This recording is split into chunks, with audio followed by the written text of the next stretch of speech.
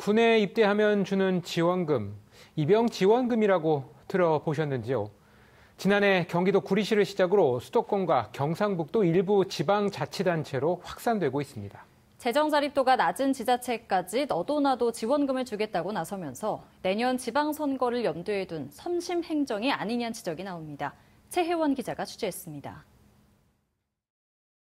지난해 11월 제정된 경기도 구리시의 입영지원금 지급 조례. 구리시는 이를 근거로 현역 또는 사회복무요원으로 입대할 예정인 1년 이상 거주 시민에게 올해부터 지역화폐 10만 원을 지원하고 있습니다.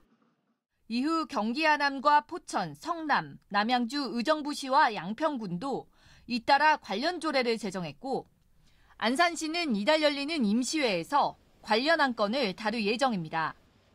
경북 김천시도 지난 3월 대구 경북 지역 지방자치단체 가운데 처음으로 관련 조례를 마련했습니다. 서울시의회도 지난 2월부터 조례 제정 작업을 시작했고 특히 이달 임시회에선 지급 대상을 의경과 공보위까지 확대하는 방안을 논의할 예정입니다. 문제는 재정 자립도가 낮은 지자체들까지도 너도나도 입영지원금 제도를 도입하고 있다는 점입니다.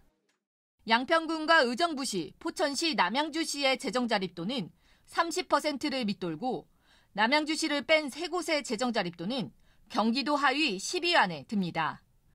재정 자립도가 낮은 지자체의 경우 제도 도입 전 사전 검토가 충실했어야 한다는 지적이 나옵니다. 진짜 필요한 복지 프로그램이냐라고 하는 걸 좀 따져볼 필요가 있을 것 같아요. 하위 계층에 지원해줘야 되는 그런 수요가 굉장히 많은 상황에서 꼭 필요한 정책이냐라고 하는 것을 좀 진지하게 고민해봐야 될 필요가 있을 것 같습니다. 지방선거를 염두에 둔 선심 행정이라는 목소리도 있습니다. 이것이 국방이라고 하는 또 중앙정부의 일하고 이렇게 좀 연결되기 때문에 이게 이제 중앙정부에서 해야 될 일과 중복되지 않는지는 검토를 해야 되고요. 그리고 특히나 정말 하려고 했다면 좀 빨리 미리 할 필요가 있는데 선거가 다가오면서부터 이제 확산되는 거는 좀 다소 무리가 있다고 생각합니다. 시민들의 평가도 제각각. 사실 처음 들어봤어요. 그냥 제 생각에는 할 거면 조금 더 제대로 했으면 하고 좀 이도저도 아닌 거 아닌가라는 생각이 지금은 들긴. 글쎄 뭐 요즘은 입영에도 많이 지원자가 많아가지고 내가 알건 데는 그렇게 뭐 쉽게 자기가 원하는 시간에 못 가는 걸로 알고 있는데 그런데 지원금까지 준다는 얘기는 좀 지나친 것들 아닌가요? 병역 기피 문제가 여전한 상황에서 당당히 입대를 택한 이들을 지원하겠다는 취지는 좋습니다.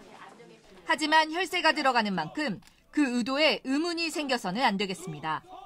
TBS 최혜원입니다.